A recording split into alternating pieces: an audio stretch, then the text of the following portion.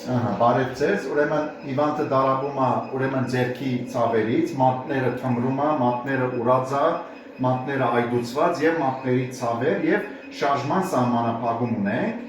Այս պահին մենք անում ենք լուսաբուժություն, լուսաբուժության ենթագարմիր տեսակը կամ լազեր տեսակը, գարմիր լույսը, որը շատ օգտակար է։ Ինչու համար լույսը օգտակար է, գարմիր լույսը, որտեղ ինքը արյան շրջանառությունն է լավացնում, այդուցն է իջացնում, ցավերն է նվազեցնում շատ լավ եւ շարժման սահմանափակումն է վերացնում եւ շարժումները նորից վերականգնում են։ Անպայման պետք է օգտագործել